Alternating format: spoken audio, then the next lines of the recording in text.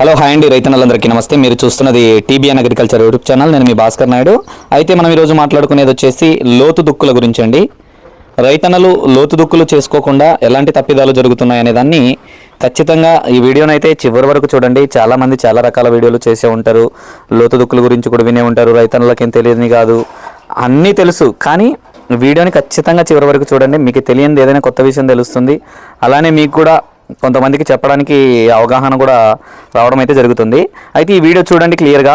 ముందుగా రైతన్నలు ఎలాంటి తప్పిదాలు చేస్తూ ఉన్నారంటే, ఆ తప్పుల వల్ల మనం ఏమేమి అనుభవిస్తున్నాం, ఎలాంటి సమస్యలు ఎదుర్కొంటున్నారు అనే విషయాన్ని గురించి తెలుసుకుందాం. అయితే రైతన్నలు ఎక్కువగా ఇబ్బంది పడుతున్న సమస్య, సపోజ్కి ఇప్పుడు మిరప గురించి మాట్లాడుకుందాం. మిరపలో వచ్చేసి స్టార్టింగ్ మిరప నాటు వేసేటప్పుడు లోతు దుక్కులు ఏదైతే ఉందో దున్నుకోకపోవడం వలన, అంటే లోతు దుక్కులు అంటే ప్రతి సంవత్సరం దున్నమని కాదు, కనీసం 3 సంవత్సరాలకు ఒక్కసారి ఖచ్చితంగా లోతు దుక్కులు. అంటే ఎలా? అడుగు లోతు అంటే 10 ఇంచుల నుంచి అంటే 12 ఇంచుల వరకు, అంటే 10 అంగుళాల నుంచి 12 అంగుళాల వరకు అంటే అడుగు లోతు. మడక వేయడం అంటే కిందనున్న భూమిని పైకి ఏదైతే తిప్పి వేసుకుంటామో దాన్ని మనకి లోతు దుక్కులు అంటారు. అంటే దాన్ని లోతు దుక్కులు చేసుకోవడం వల్ల ఉపయోగాలు ఏంటనే తర్వాత తెలుసుకుందాం. ఇప్పుడు మిరప గురించి మాట్లాడుకుంటున్నాం మనం. మిరపలో వచ్చేసి కొంతమంది కొన్ని ఏరియాల్లో నిమిటోడ్స్ అంటారు, వేరుకుళ్ళు, విల్ట్, చెట్లు చనిపోతున్నాయి. వాటర్ పెడుతున్నాం కానీ సాయంత్రం ఈరోజు పెట్టేస్తే రేపు పొద్దున కల్లా మళ్ళీ వడబడుతున్నాయి. ఇలాంటి సమస్యలు కొన్ని. ఇలా మిరపలో ఈ రకమైన సమస్యలు. అలానే పురుగు సమస్య అనేది అన్ని పంటలపై ఉంటుంది. అది పక్కన పెడితే పత్తిలో కూడా అంతే కామన్. అన్ని పొలాల్లో కూడా గడ్డి జాతి. ప్రతి సంవత్సరం లేబర్ని పెట్టి ఇబ్బంది పడుతున్నాం, కలుపు తీయలేక ఇబ్బంది పడుతున్నాం, టార్చర్ అయిపోయింది. ఏమైనా గడ్డి పడుతుందా, ఏమైనా తుంగజాతి తుంగ పడుతుందా, ఏమైనా గరిక పడుతుందా, ఇలా గడ్డి ఎక్కువైపోతుంది మా పొలాల్లో. ఆ ఫర్టిలైజర్లో వస్తుంది గడ్డి విత్తనాలు, ఈ ఫర్టిలైజర్లో నుంచి దాన్ని వేసినప్పుడు పడుతుంది, దీన్ని వేసినప్పుడు పడుతుంది అని చాలామంది చాలా రకాలుగా ఆలోచిస్తారు. అయితే రైతన్నలు దీన్ని మినిమం మనం తగ్గించుకోవచ్చు. ఎలా తెలుసా? దాన్ని అంటారు లోతు దుక్కుల వల్ల. ఈ లోతు దుక్కులు మనం దున్నుకోవడం వల్ల ఖచ్చితంగా ఎలాంటి ఉపయోగాలు ఉన్నాయంటే, మీరు అది ఇంత మిస్ చేసుకోవడం వల్ల ఎన్ని నష్టాలు జరిగినాయనేది ఇప్పుడు మనం తెలుసుకున్నాం. అంటే ప్రతి సంవత్సరం లోతు దుక్కులు దున్నాల్సిన పని లేదు, దున్నకూడదు కూడా. మళ్ళీ కనీసం 3 సంవత్సరాలకు ఒకసారి మనం లోతు దుక్కులు చేసుకుంటే మెయిన్గా ఉపయోగపడేది, ఎప్పుడైతే మనం ప్లవ్ తిప్పేసుకుంటామో, మడక కొట్టించుకుంటామో, కిందనున్న మట్టి పైకి వచ్చేస్తుంది, పైనున్న మట్టి కిందకి వెళ్ళిపోతుంది. అంటే కిందన సారవంతా కిందకి చేరిపోయి ఉంటుంది. సారవంతమైన మట్టి పైకి రావడం, ఈ పైన ఆల్రెడీ మనల్ని ఏంటంటే ట్రాక్టర్లు కొట్టి అది కొట్టి ఇది కొట్టి లేరు పడి గట్టిగా అయిపోయి ఉంటుంది. ఇంకేముండదు, నీళ్ళు తిన్నామంటే కూడా కిందకి పోయేది లేదు, ఒక గట్టిగా అయిపోయి ఉంటుంది భూమి. అలాంటి టైంలో మనం ఎప్పుడైతే ఇలాంటి లోతు దుక్కులు చేసుకున్నామనుకో, వర్షమే వస్తుంది. సపోజ్కి మడక ఇప్పుడు కరెక్ట్ మనం ఏప్రిల్ 16వ తేదీ నేను ఈ వీడియో చేస్తున్న డేటు. సరే, మనకి గత సంవత్సరంతో పోల్చుకుంటే ఈ సంవత్సరం మొక్కజొన్నలు ఇంకా ఉన్నాయి, తీసేసుకుంటున్నారు. ఇప్పుడు కూడా లోతు దుక్కులు చేసుకోవడానికి అవకాశం ఉంది. లోతు దుక్కులు దున్నిన తర్వాత కనీసం ఒక 20 రోజులు కానీ 30 రోజులు కానీ అలానే ఎండకు వదిలేసి, ఇప్పుడున్న ఎండాకాలం కాబట్టి ఎలాగో ఎండాకాలమే లోతు దుక్కులు చేసుకుంటాం కాబట్టి మార్చి నుంచి మే నెలల మధ్యన మనకి లోతు దుక్కులు దున్నుకోవడానికి ఆస్కారం ఉంటుంది. అయితే ఈ కనీసం 20 రోజులు కానీ నెల రోజులు ఉంటే సరిపోతుందండి లోతు దుక్కులు చేసిన తర్వాత. దానివల్ల ఉపయోగాలు ఏంటనే విషయానికి వస్తే, మెయిన్గా రైతన్నలు సపోజ్కి మొదట గడ్డి గురించి మాట్లాడుకుందాం. గరక కానీ తుంగ కానీ ఎప్పుడైతే మీరు పైన ఒక నాగళ్ళ కొట్టో లేదా ట్రిల్లర్ కొట్టో లేదో రూటర్ కొట్టో లేదో గుంటుకు పోసుకోనో లేదా ఏదో ఒకటి చేసి వెంటనే విత్తనాలు వేసుకుంటారు. కానీ ఆ గడ్డి విత్తనాలు ఎక్కడ పోవు, తుంగ పోదు, గరిక పోదు, మళ్ళీ యథావిధిగా మొలవడము అన్ని సమస్యలు వస్తూనే ఉంటాయి. అదే మనం లోతు దుక్కులు చేసుకున్నాం అనుకో, ఆ గరిక విత్తన ఏదైతే ఉందో తుంగ విత్తన వేర్లు ఉంటాయి, అవి బయటపడి ఎండిపోవడము, ఇలా చాలా రకాల మనకేం జరుగుతుందంటే ఎండకి ఎండిపోయి కొంచెం గడ్డి సమస్యను కూడా మనకి ఏదైతే ఉందో గడ్డి జాతికి సంబంధించిన విత్తనాలు కూడా లోపల ఉన్నటివి కూడా మనము ఈ లోతు దుక్కులు చేసుకున్నప్పుడు పైకి పడిన తర్వాత ఏదైతే ఉందో గడ్డిని కూడా నివారించుకోవచ్చు. అదొక సమస్య మెయిన్గా. దాని తర్వాత ఇంకొక సమస్య, ముఖ్యమైన సమస్య, పొగాకు లద్దె పురుగు అంటాము, పచ్చ పురుగు అంటాము, లేదా తర్వాత ఎర్ర పురుగు అంటాము, పత్తిలో వచ్చేది రకరకాల పురుగు సమస్యలు అండి.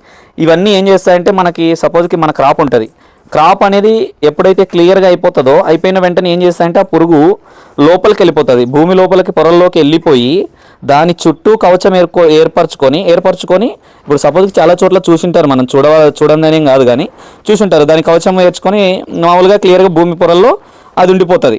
అయితే అది ఉండిపోయిన తర్వాత అది ఎట్లా బయటకు వస్తుంది అంటే, మళ్ళీ అది బయటకు వచ్చి రెక్కల పురుగుగా మారి మరి బయట వచ్చి ఒక చోట గుడ్లు పెట్టి మళ్ళీ దాని నుంచి పురుగు వచ్చి పురుగు నుంచి ఇట్లా పురుగు ఎందుకు పడుతుంది పురుగు అంటే దీనివల్లే పడుతుంది పురుగు. ఎప్పుడైతే మనం లోతు దుక్కులు దున్నుకుంటామంటే అప్పుడు అది కోస్తస్త దశ అంటారు దాన్ని. అది ఎప్పుడైతే లోతు దుక్కులు దున్నుకుంటామో మనము, ఆ పురుగు ఏదైతే ఉందో ఎండలకి మన ఎలాగో హెవీగా కొడతాయి కాబట్టి ఎండలకి అవి చనిపోవడం జరుగుతుంది.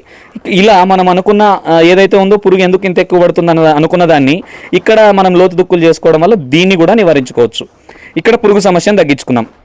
దాని తర్వాత వర్షం పడుతుంది. సపోజ్కి ఎండాకాలం ఇప్పుడు మనం దున్ని పెట్టుకున్నాం లోతు దుక్కులు.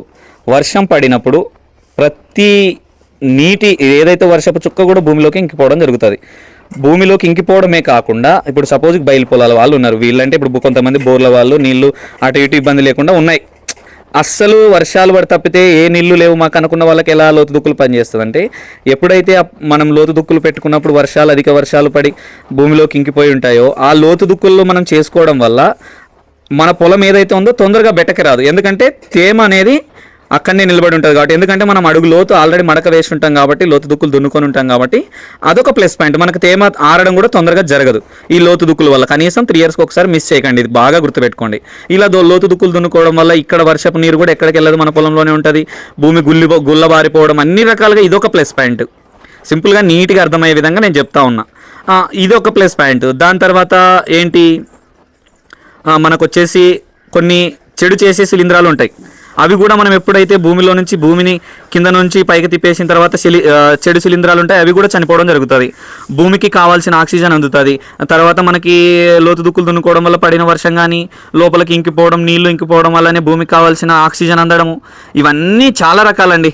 చెప్పుకుంటా పోతే కుప్పలు తెప్పలుగా. ఇప్పుడు రైతు ఏదైతే ఉందో చిన్నవే మిస్టేక్స్, ఆఫ్టర్ ఆల్ జస్ట్ లోతు దుక్కులు దున్నుకోవడం వల్ల ఇన్ని ఉపయోగాలు ఉంటాయి. మనకి పురుగును తగ్గించుకోవచ్చు, గడ్డిని తగ్గించుకోవచ్చు, ఇన్ని సమస్యలు. ఇంకొకటి మెయిన్గా ముఖ్య కారణం ఇంకొకటి చెప్తాను నేను ఇప్పుడు. అన్న వర్షం పడిన వెంటనే విల్ట్ వస్తుందన్న అంటాడు కొంతమంది, కొన్ని ఏరియాల్లో నిమ్టోడ్స్ అన్న అంటాడు కొంతమంది, వేరుకుళ్ళు అన్న అంటాడు కొంతమంది, ఒక్కొక్కరు బూజు వచ్చిందన్న కాండము అంటాడు. ఎందుకోసం రాదు చెప్పండి? ఎందుకోసం రాదు? 100% వస్తుంది. ఎక్కడ?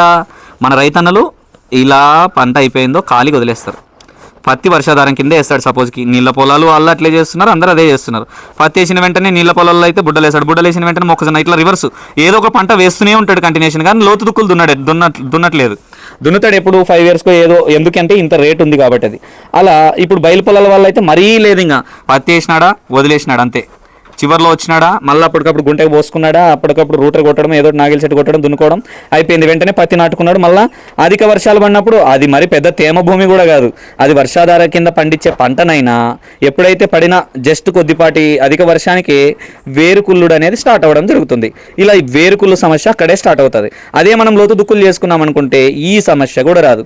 భూమిలో ఉన్న నిమిటోడ్స్కి ఏదైతే ఉందో కంటికి కనిపించని సూక్ష్మజీవులు అవి ఎప్పుడైతే మనం మడక కొట్టి లోతు దుక్కులు చేసి భూమిని తిప్పేసి పెడతామో అప్పుడు ఎండ అనేది ఇప్పుడు ఏదైతే ఉందో ఎండ లోపలికి వెళ్ళిపోవడం, ఆ వేడికి మినిమం 20 days 30 days ఎప్పుడైతే లోతు దుక్కులు దున్ని మనం అట్టనే పెట్టేసి ఉంటామో ఈ నిమిటోడ్స్ సమస్య తగ్గించుకోవచ్చు, వేరుకుళ్ళుడు సమస్య తగ్గించుకోవచ్చు, విల్ట్ సమస్యని తగ్గించుకోవచ్చు. ఇవన్నీ ముఖ్య కారణాలే. సరే, ఈ లోతు దుక్కులు అనేది అన్ని పొలాలకైతే సెట్ అవ్వండి, ఒక్కొక్క పొలానికి సెట్ అవ్వచ్చు. కొన్ని పొలాలు మెయిన్గా నల్లరాగడి పూర్తి ఎర్ర నేలలకు మాత్రం 100% చాలా ఉపయోగపడుతుంది. ప్రతి రైతన్న అన్ని పొలాల్లో కూడా చేసుకోవచ్చు, ఎటువంటి ఇబ్బంది లేదు. లోతు దుక్కులు దున్నుకోవడం వల్ల ఇన్ని ఉపయోగాలు ఉన్నాయి, ఇంకా ఉన్నాయి, లేదని చెప్పడానికి ఏం లేదు. మనకి ఇప్పటికే మనం 9 నిమిషాలు దగ్గర 24 సెకండ్లు మాట్లాడుకున్నాం. రైతన్నకి క్లియర్గా అర్థమైంది అనుకుంటున్నా. నేను చెప్పేది ఏంటంటే లోతు దుక్కులు దున్నుకోవడం వల్ల పురుగుని తగ్గించవచ్చు, గుడ్డు దశలోనే అక్కడనే చంపేసుకోవచ్చు, గడ్డిని ఎక్కువ రానివ్వకుండా చేసుకోవచ్చు, ఇదొక పాయింట్.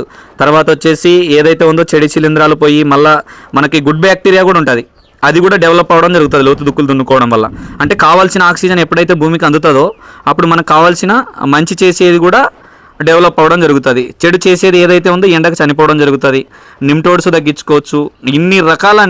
ఎన్ని రకాలంటే ఇప్పుడు సపోజ్కి ఈరోజు వర్షమే వచ్చిందనుకో, వెంటనే ఇప్పుడు వర్షం వచ్చిన వెంటనే భూమిలోకి ఇంకిపోతాయి నీళ్ళు కూడా. లేయర్ పడి ఉండదు కాబట్టి ఆ లేయర్ని ఎప్పుడైతే మనం లోతు దుక్కులు చేసి క్లియర్ చేసి ఉంటామో అక్కడ ఎలాగో సక్సెస్ అవుతాం కాబట్టి మనకి లోతు దుక్కులు దున్నుకోవడం వల్ల ఇన్ని ఉపయోగాలు ఉన్నాయి. ఇదేనండి. ఇంకా ఏమైనా మిస్ అయ్యి ఉంటే మళ్ళీ కామెంట్ చేయండి రైతన్నలు ఎవరైనా కానీ. దాని గురించి ఒకవేళ నేను అందించిన సమాచారంలో చిన్న మిస్టేక్ ఉన్నా ఎక్కడ తప్పు పట్టకండి. నాకు తెలిసిన దాంట్లో కొద్ది మాత్రం సమాచారం మీకు అందించడం జరిగింది. మీరు చూస్తున్నది TBN అగ్రికల్చర్ యూట్యూబ్ ఛానల్. నేను మీ భాస్కర్ నాయుడు. ఈ వీడియో నచ్చినట్టయితే ఒక లైక్ చేయండి, మర్చిపోకుండా మాత్రం సబ్స్క్రైబ్ చేసుకోండి. ఈ వీడియో రైతన్నలకు నచ్చినట్టయితే 10 మంది రైతన్నలకు షేర్ చేయండి. ఓకే, థ్యాంక్ యూ అండి. జై జవాన్ జై కిసాన్.